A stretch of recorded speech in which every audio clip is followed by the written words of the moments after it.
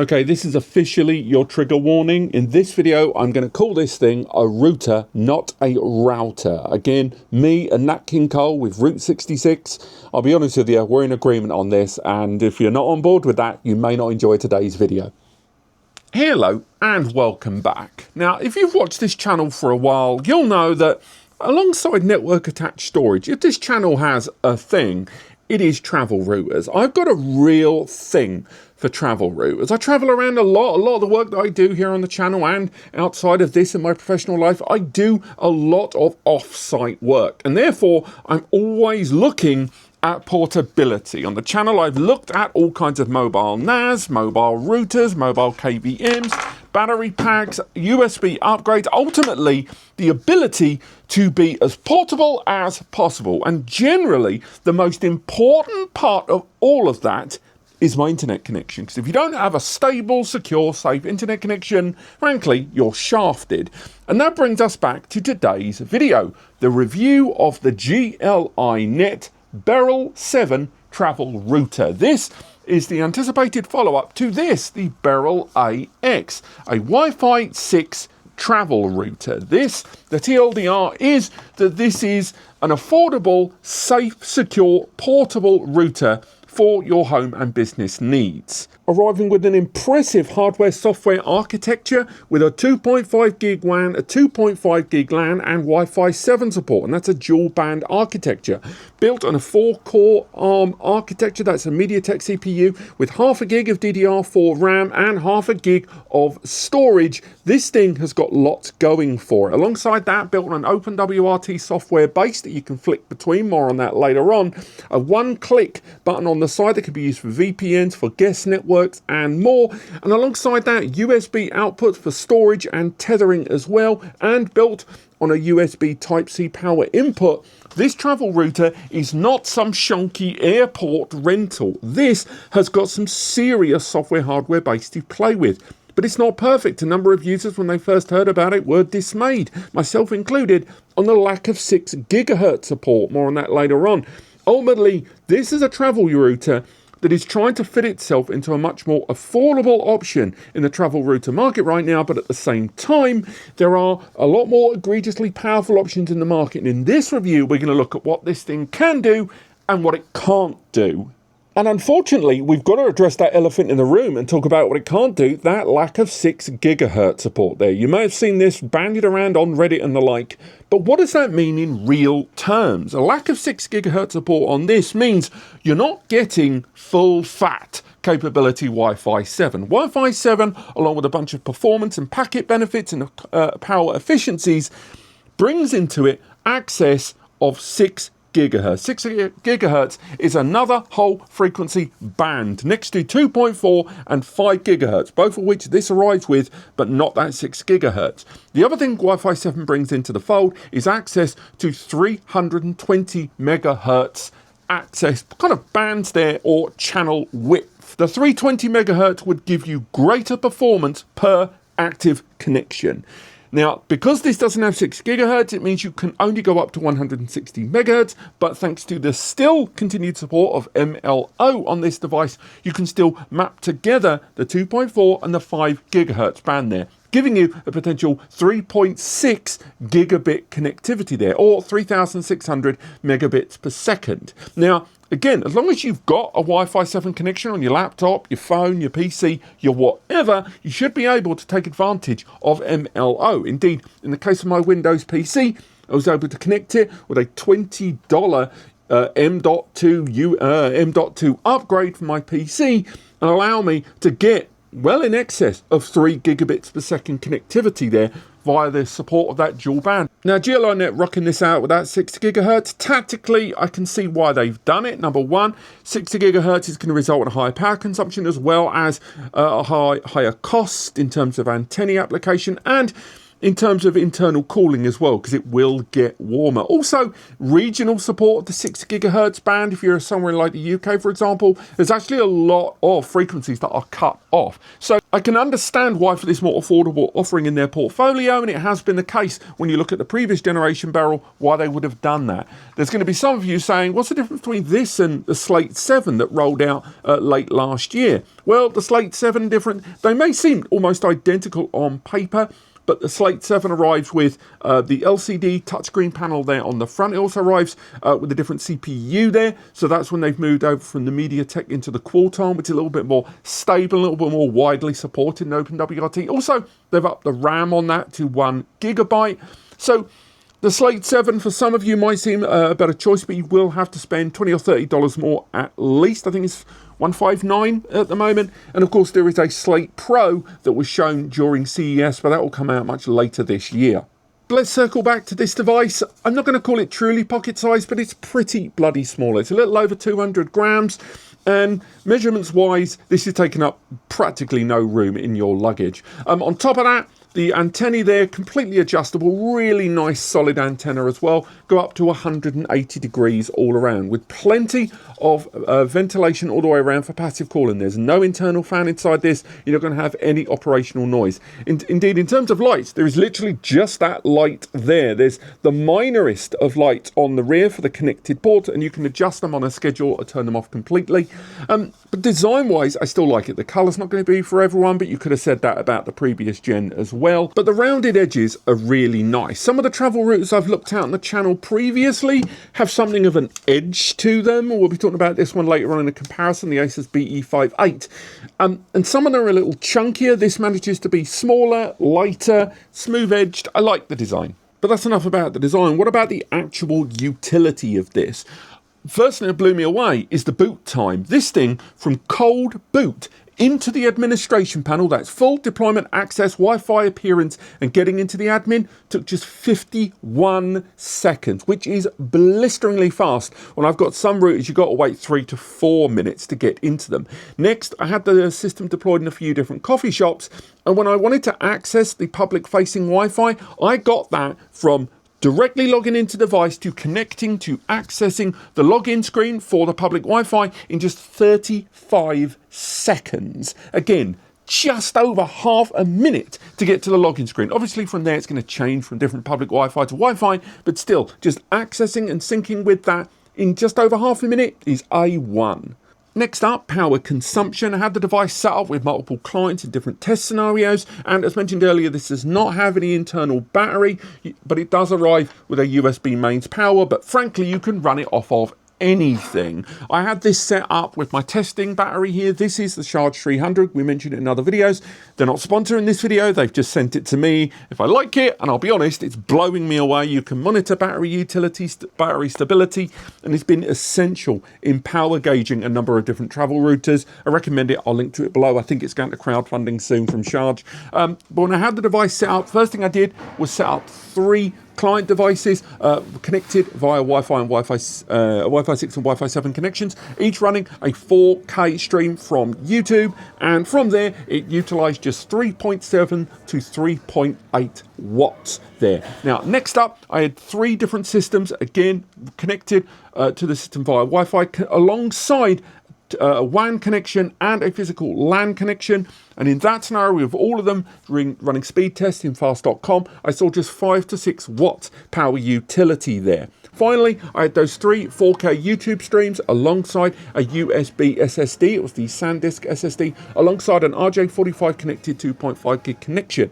and that saw a power consumption of just 6.4 to 6.7 watts. Really, really low, and ultimately you can run this off of anything. If there's a USB point on a bus, on a train, on a plane, you are laughing.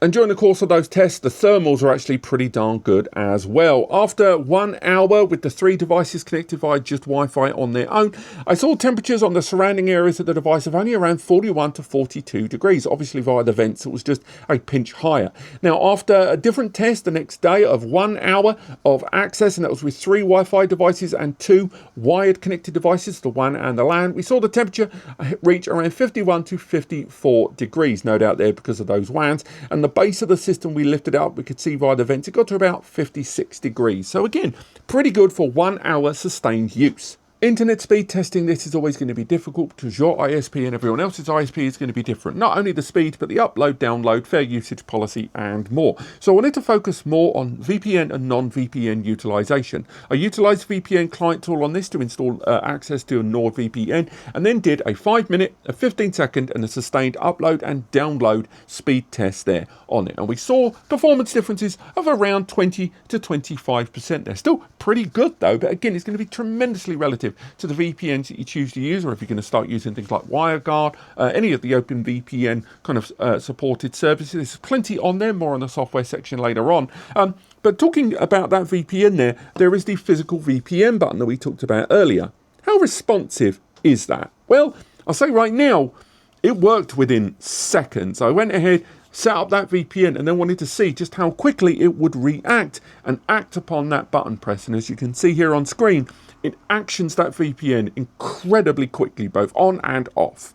Talking of on and off, what about this thing's multi-WAN support there for failover? It has a WAN port there for you to take advantage of a wired internet connection. You can then repeat an existing SSID in the local area environment that you are in. And alongside that, you can take advantage of mobile tethering if you choose to as well to connect the device. Now, you might be thinking that is huge overkill. Why would you need this if you've got all those other features and facilities? Well, some users will want to have that failover for sustained utility. Some people don't just use these ad hoc, they use them for days, weeks, or months at a time at a pop-up area or just a setup startup. So what I wanted to do was once again to test that failover, something we've done before when we were looking at the original Beryl AX, and I'm pleased to say it worked like a charm still. I had the 3 different connections going through with tethering, repeating, and a wired WAN, and then I was disconnecting each one of them just to see how it would fail over. And as you can see, not only from the user interface reacting within 4 to 5 seconds, but on top of that, the sustained internet connection and the hop over between them was still pretty bloody impressive. Next up, let's talk about that USB port there. USB type A, and that is a USB 5 gig port there. And that allows you, alongside a few different accessories and tethering, to connect an external storage drive there, an SSD or a hard drive. Now, bear in mind about power delivery, because this is still reliant on whatever power you are putting into this. So I'd still only really recommend using external SSDs realistically. But when you do connect an external SSD to this, performance numbers there, I will say, were pretty underwhelming there. I don't know whether that is because I'm connecting a drive here and it was using IP protocol, but I could never see performance of more than about 50 to 70 megabytes per second. And that was using different SSDs, by the way. That wasn't just because I was using a SanDisk, because I used a bunch of different SSDs and I never really saw performance much higher than that. But one thing we have talked about before with these travel routes with the USB is what if you want to tether your phone but then also want to use a storage drive? Only one USB can be problematic. And in other videos we've discussed, can you not just get a little USB dock and start enjoying lots of them? The short answer is no, because I tried a lot of different docks. I tried different docks, I tried different SSDs, and almost all of them failed, apart from one. And that was this Charge docking station. It's the second time they're in this video. Seriously, Charge, I know you're not sponsoring this, but you might as well at this sodding point. This docking station here allowed me to connect this dock with a USB Type-C to USB Type-A adapter. And then from here, I had this storage drive, and this allowed me to connect a USB connected phone for tethering. I still wouldn't recommend it. Wasn't stable, hence why I'm pretty much saying I wouldn't do that, but it's not impossible to connect a docking station on this. The key is power delivery, because I'm curious whether you need to use a full powered USB dock or a USB dock with additional power that maybe you can split into that. But ultimately, you can use a USB docking station, but power is going to be a problem. And here we find ourselves accessing the GUI admin panel here on the Beryl 7. On the left hand side of the screen, hopefully you can see the desktop browser access, and on the right hand side of the screen you can see the mobile interface. I'll come round to the mobile one later on, because ultimately the majority of things are accessible and usable across both platforms, but both of them have their own extra little bell and whistle. We'll get into that later on. If you've ever watched any of the videos I've looked at with the Gl.iNet travel routers, a lot of this is going to be familiar to you. So I'm not going to go into horrific detail, but I am going to browse around and give you some idea about some of the features and settings that are included here. Straight out the gate, I will say, and I've said this before in other videos, this isn't like a bare bones experience. This challenges a lot of business class routers, and this is getting included with a portable little router package, and some of the devices from their portfolio are sub $100. I know a lot of them are 1 to 2, but I will say right now the level of control here, and I don't know quite the order of the editing in the video, you may have already seen the failover testing, the fact that I can manage at a glance all of the different failover options, which one I'm accessing, which ones I'm combining, whether I'm taking advantage of multi-link output or utilising one of the other 2 bands. I know there is a lack of 6 gigahertz here, but you can't really query the level of control you've got over the remaining access, be they wired or non-wired connections. Into the wireless connections, we've got access to individual settings for our guest and primary SSID there. So we can kind of really assign to a granular level which antennae, which frequencies we want to take advantage of, and also limit them quite substantially. So for example, with a guest connection, if we choose on 2.4 gigahertz guest, well, not only can we create that separate connection, but we can actually break it down quite substantially to different antennae. Again, that extends all the way across to whether you want multi-link output there on the standard or guest Wi-Fi connection there.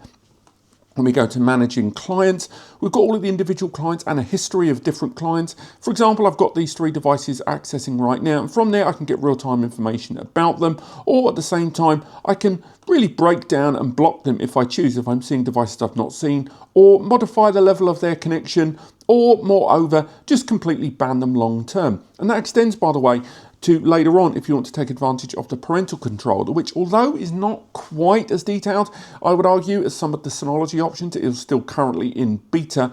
At least with this, I can assign and manage and connect some devices. I created a profile here for myself that's assigned several different IPs of devices that have connected over time in different standard class and VM machines, and then from there I can create a brand new profile if I like, or I can assign new devices to this one. So unmanaged devices, right now I can choose to assign those to one of those profiles, but moreover, if I want to manage one of the profiles I've created for time-based management, although I haven't got access to an online updated, let's say like the Google whitelist, I have to manually enter these, which is a bit annoying. At the very least, I can still go ahead and create an umbrella of different managed devices via this simple travel router, and then from there block websites such as social media sites that I don't want to go on the on and off. It's a well-established device for something that's as simple as a travel route, but that extends, of course, to the VPN access. We've already talked about this, the level of VPN control,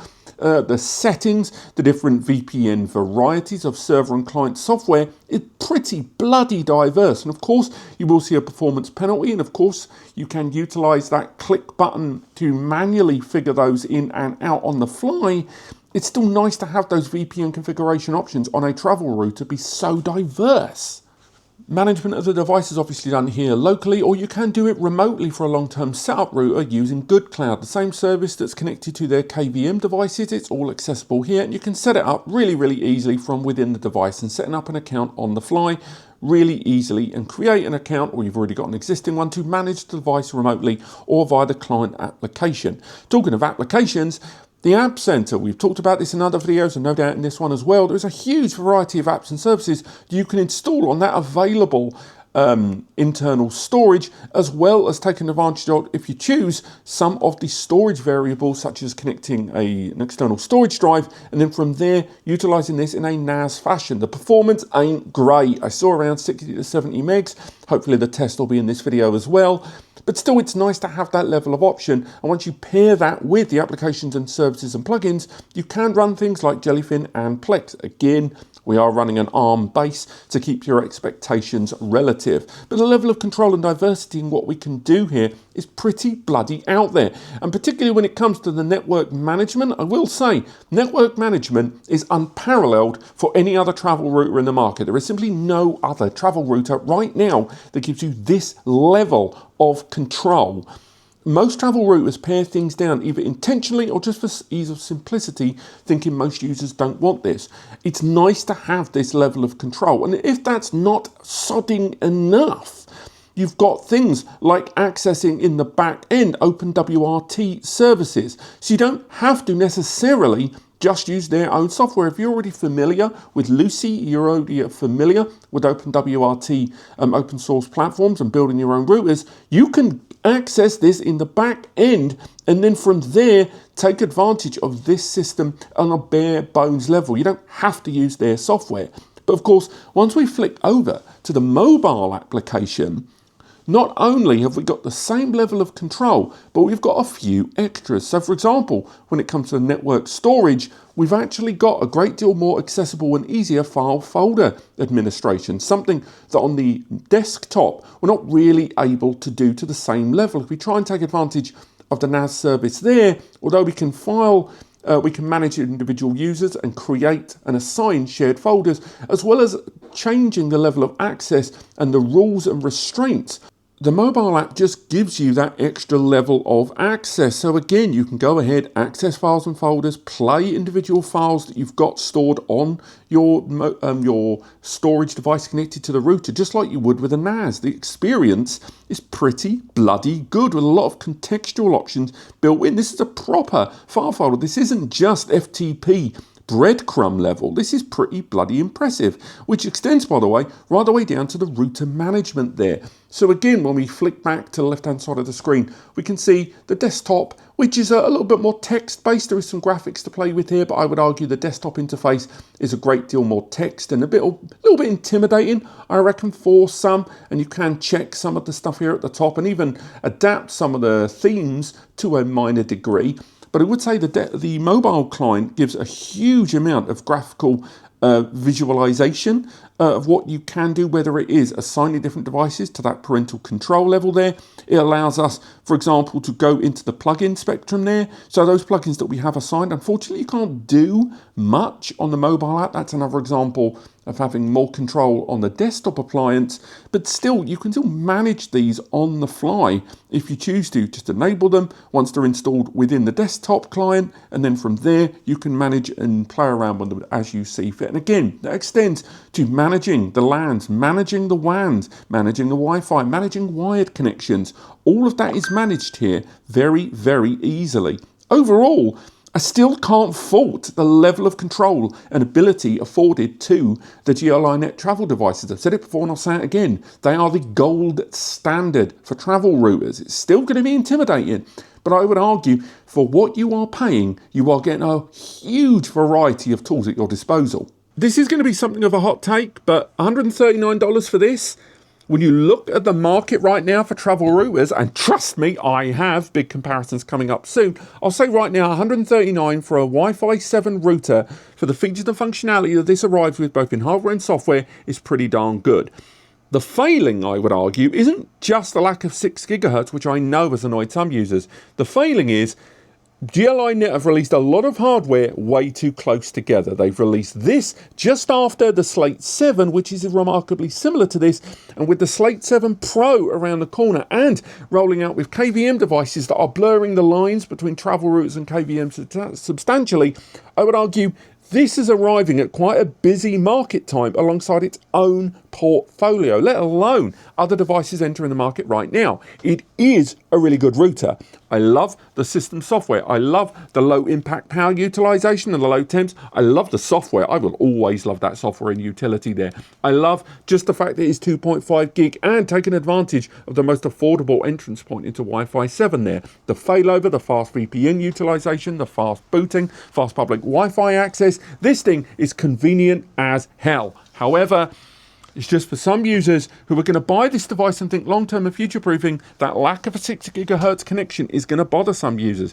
The similarity to both the Slate 7 and its arrival just before the likes of the Slate 7 Pro is going to be bothersome. Also, there are just going to be some users that are thinking about buying a travel router that will only see weaknesses like the lack of a battery, the lack of an SD card slot, the lack of a SIM slot, the lack of eSIM.